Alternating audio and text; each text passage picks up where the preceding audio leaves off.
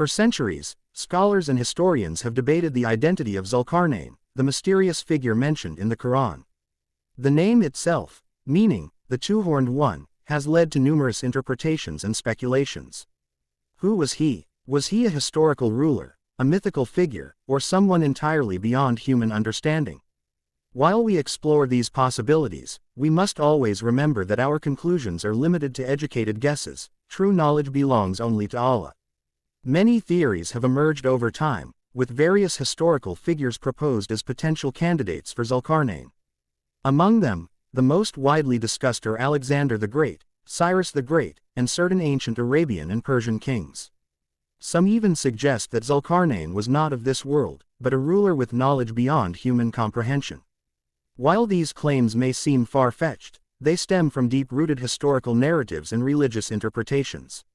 One of the earliest figures linked to Zulqarnain is Alexander the Great.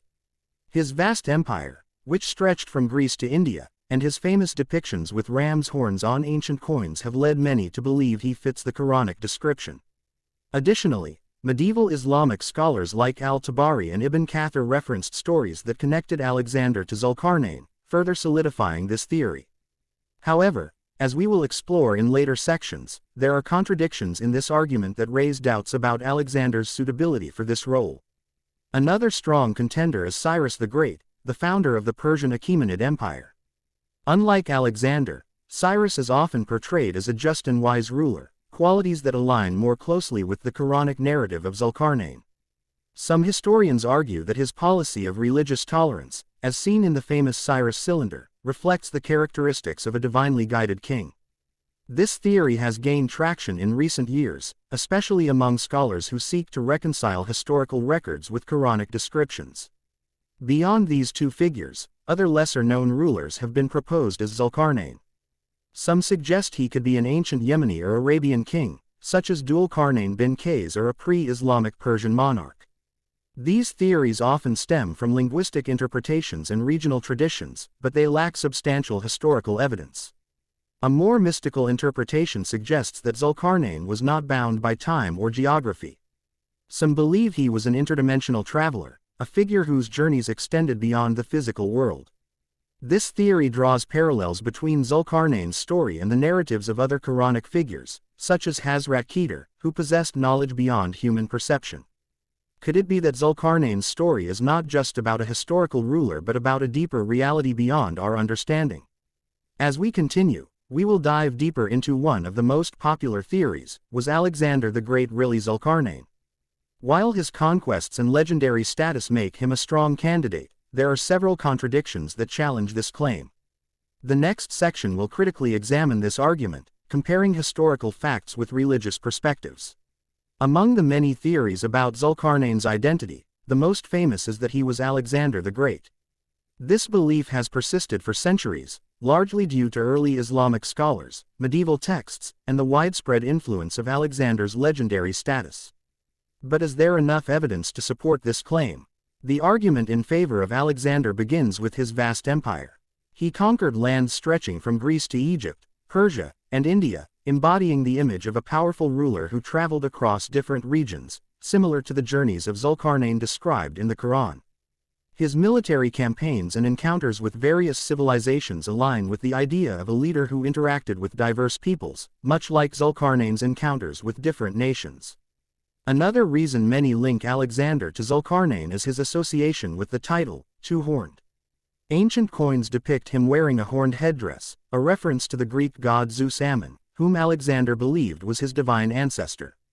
This imagery closely resembles the Quranic title of Zulqarnain, which translates to the two-horned one. Some scholars argue that early Muslims, influenced by pre-Islamic stories, may have drawn a connection between Alexander's depiction and Zulqarnain's description in the Quran. Moreover, historical accounts from Persian, Syriac, and Greek sources present Alexander not only as a conqueror but also as a ruler with divine favor. His encounters with mysterious lands, wise men, and uncharted territories have similarities with the Quranic narrative of Zulqarnain traveling to the ends of the earth. One particular story, the legend of the Alexander Romance, became widespread in the medieval Islamic world and was even translated into Arabic, reinforcing the belief that Alexander was Zulqarnain. Islamic scholars like al-Tabari and Ibn Kathir also contributed to this theory by interpreting certain passages in light of these historical influences. Some early tafsir exegesis writings referred to Alexander as a righteous king who was guided by Allah, further strengthening the argument that he could be the Quranic Zulqarnain. However, despite these strong associations, this theory is not without its contradictions. The more we analyze the historical and religious aspects of Alexander's life, the more we find discrepancies that cast doubt on this claim. And this is where things start to get complicated. The next section will dive into historical and religious perspectives that both support and challenge Alexander's identity as Zulqarnain. Did he truly fit the description of a divinely guided ruler, or is this connection based on myths and misconceptions? The idea that Alexander the Great is Zulqarnain is not just based on his conquests or the depiction of horns on ancient coins. Several historical and religious perspectives have reinforced this belief over the centuries, shaping how people across different civilizations viewed him. One of the strongest pieces of evidence comes from pre-Islamic literature, particularly the Alexander Romance, a collection of legends that depict Alexander as more than just a conqueror. These stories, which originated in Greek and Persian traditions and later spread into Syriac and Arabic cultures, describe Alexander as a righteous king who traveled to the ends of the earth, encountered strange civilizations, and even built a barrier to protect people from savage tribes. The similarities between these tales and the Quranic narrative of Zulqarnain are striking. When Islam spread, early Muslim scholars encountered these stories and noticed the parallels. Influential figures like al-Tabari, al-Masudi, and Ibn Kathir referenced Alexander as a powerful ruler who was granted divine assistance. They pointed to how he established justice in the lands he conquered and how his expeditions mirrored Zulqarnain's journeys in the Quran. Religious perspectives also played a role in strengthening this belief. Some early Islamic scholars believed that Alexander was a prophet or at least a righteous servant of Allah. The Quran describes Zulqarnain as a just and God-fearing ruler, someone who helped the weak and suppressed the corrupt. Supporters of this theory argue that, despite being a warrior, Alexander also engaged in acts of justice, settling disputes, building cities, and uniting vast territories under a single rule. His reputation as a wise and strategic leader further solidified his image as someone divinely guided. Persian and Christian traditions also influenced this perspective. In Persian writings, Alexander is sometimes portrayed as a ruler chosen by God, and in some Christian texts, he is depicted as a just king with a divine mission.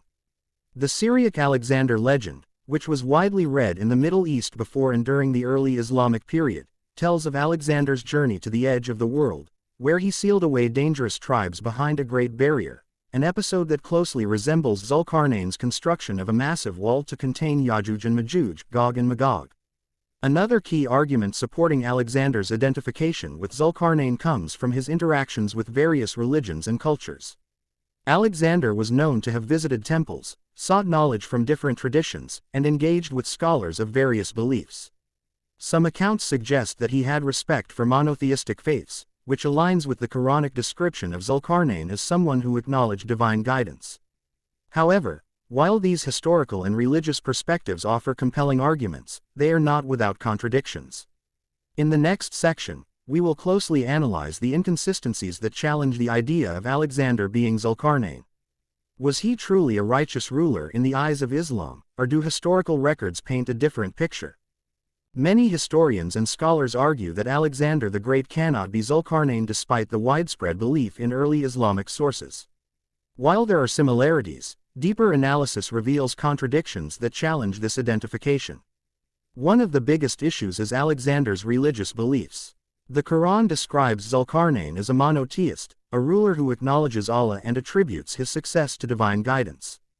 However, historical records clearly state that Alexander was a polytheist. He worshipped Greek gods like Zeus and Apollo, often making sacrifices to them before battles.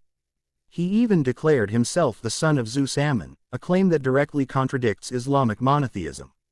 Zulqarnain, on the other hand, is described in the Quran as a humble servant of God, never taking personal credit for his achievements.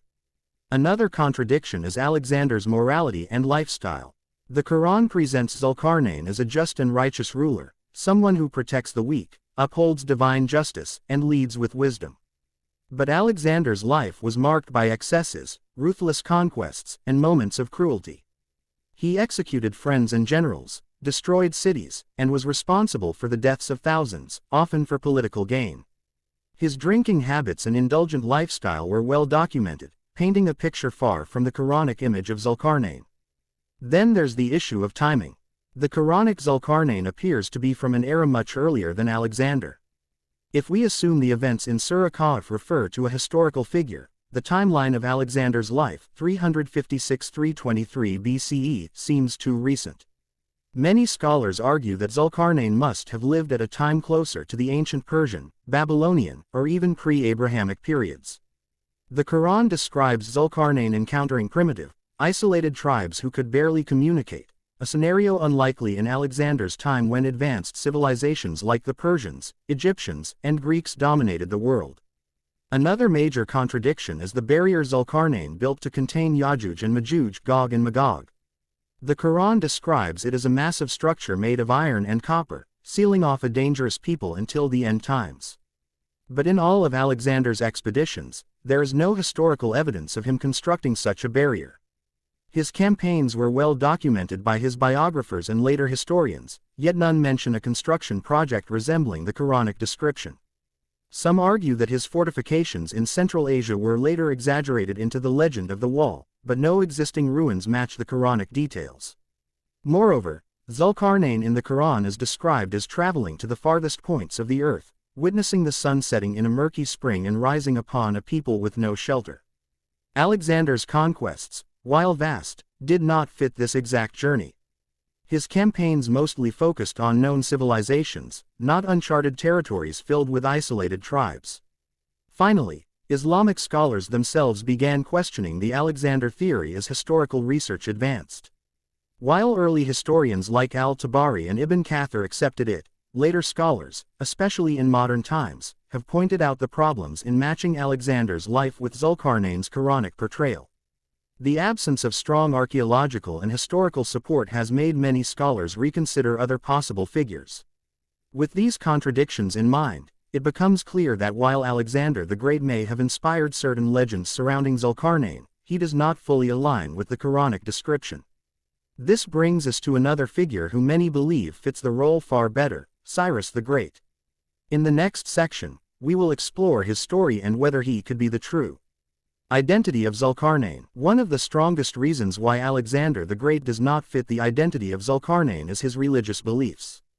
The Quran describes Zulqarnain as a monotheist, a ruler who acknowledges Allah's guidance in his conquests and rule.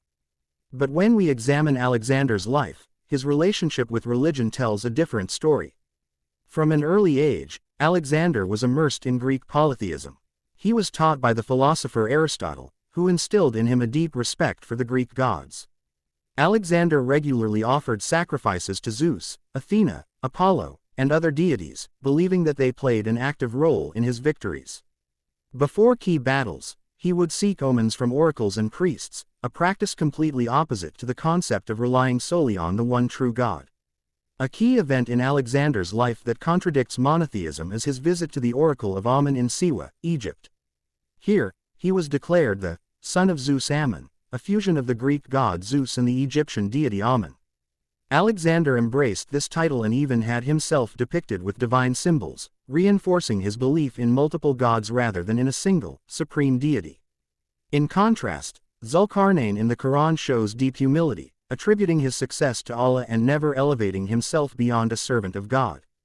Some historians argue that towards the later years of his life, Alexander began to see himself as more than just a man. In Persia and beyond, he adopted titles and customs that portrayed him as semi-divine. He expected people to perform proskynesis, a form of bowing used for gods and Persian kings, a practice that outraged many of his Greek generals. This growing sense of divinity conflicts with the idea of Zulqarnain, who is described as a just ruler, not a self-proclaimed deity.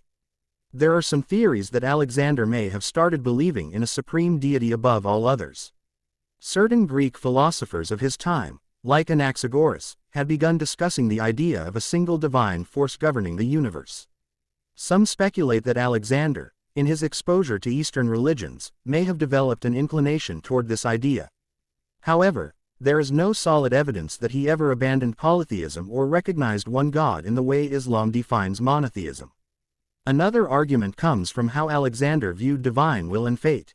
Many of his biographers describe him as believing in destiny, but not in the sense of submission to one true God. Instead, he saw himself as an instrument of fate, chosen by the gods to rule the world. This concept is different from the Quranic Zulqarnain, who acknowledges that his power is a direct gift from Allah and that he is merely fulfilling God's command.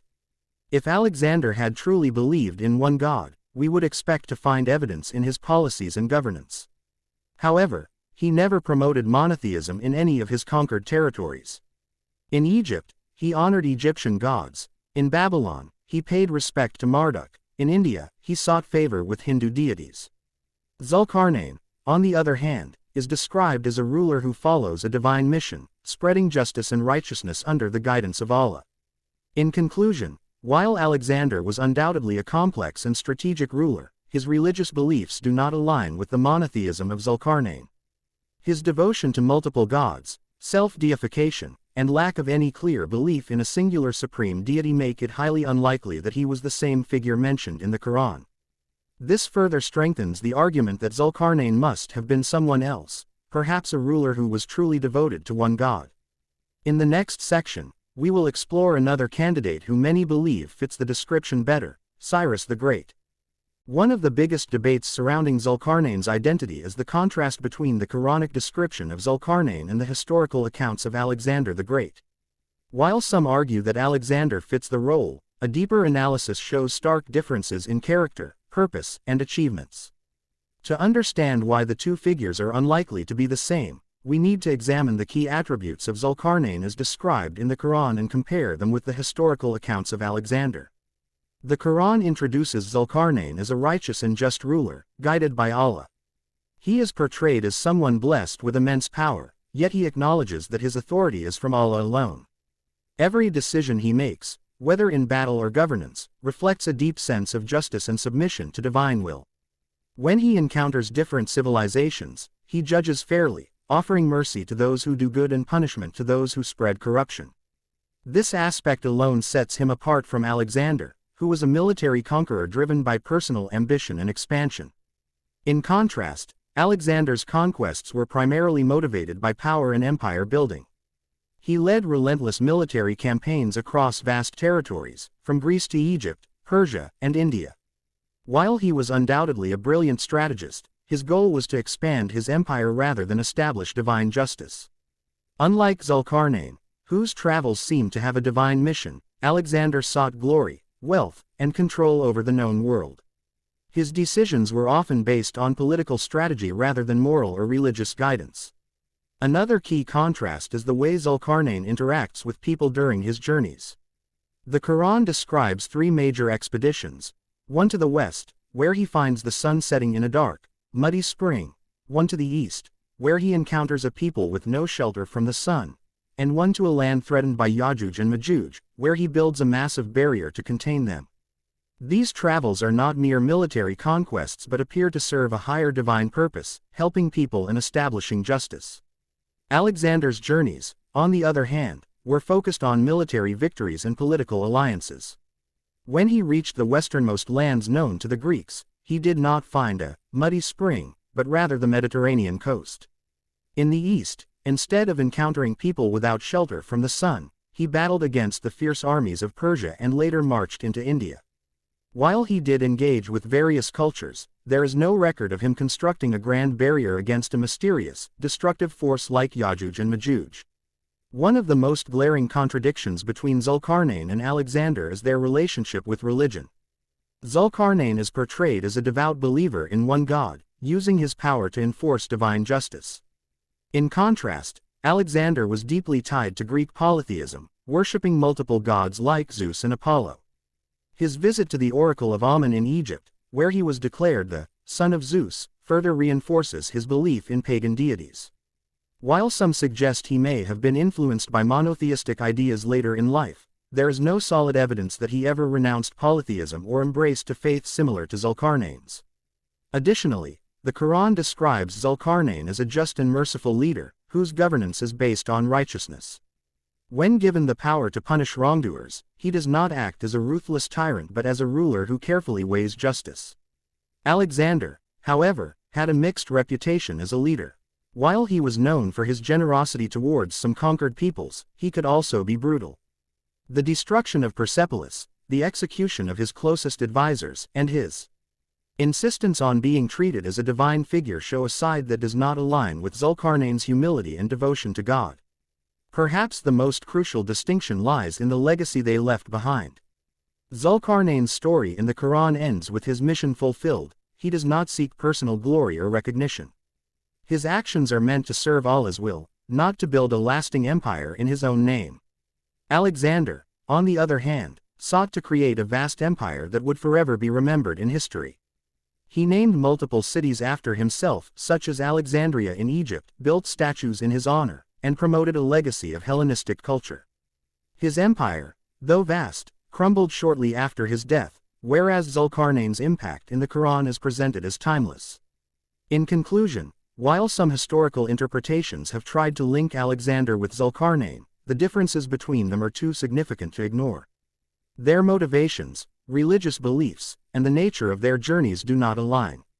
Zulqarnain's story is one of faith, justice, and divine mission, whereas Alexander's legacy is one of conquest, strategy, and imperial ambition.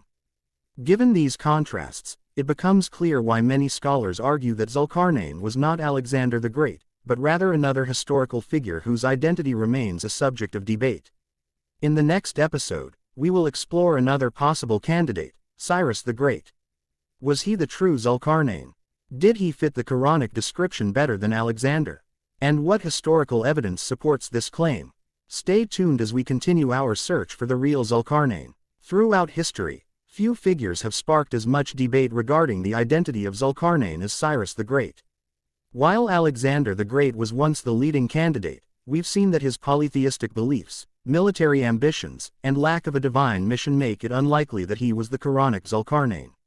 But what about Cyrus? Could he be the mysterious ruler praised in Surah Kahf? Cyrus was the founder of the Achaemenid Empire, one of the largest and most influential empires of the ancient world. Unlike Alexander, he is remembered as a just and merciful ruler, known for granting freedom to the oppressed and establishing laws that respected the diversity of his subjects. His most famous act, recorded in both history and religious texts, was his liberation of the Jews from Babylonian captivity, allowing them to return to Jerusalem and rebuild their temple. This act alone makes him a unique figure in history, aligning with Zulqarnain's Quranic portrayal as a leader who helps the oppressed and brings justice. But the most intriguing aspect is his possible connection to the barrier of Yajuj and Majuj. The Quran describes Zulqarnain's journey to a land where people pled for protection from a destructive force. In response, he constructs a massive barrier made of iron and copper, sealing them off until the end of time. Some scholars suggest that this could refer to Cyrus's defensive walls and fortifications, particularly in Central Asia, where he built barriers to protect his empire from the nomadic Scythians. Could these fortifications be linked to Zulqarnain's barrier? Religious scholars have also pointed out that Cyrus's name appears in the Bible as a righteous ruler chosen by God. The book of Isaiah refers to him as the Lord's anointed, a rare title for a non-Israelite king. This further strengthens the argument that Cyrus may have been a monotheist or at least a ruler who respected divine law, fitting the Quranic description of Zulqarnain far better than Alexander. However, the debate is far from settled. While some scholars believe the Cyrus cylinder, an ancient clay tablet inscribed with his achievements, provides evidence of his justice and tolerance, others argue that there is no direct proof linking him to the events described in Surah Kahf. Did Cyrus truly fulfill the role of Zulqarnain, or is he just another historical figure whose story happens to share some similarities? In the next episode, we will dive deep into the case for Cyrus the Great, analyzing historical records, religious texts, and archaeological findings. We will explore whether his leadership, conquests, and religious beliefs align with the Quranic Zulqarnain and whether he fits the description better than any other figure. Could he be the ruler we've been searching for all along? Stay tuned as we continue our journey through history to uncover the truth.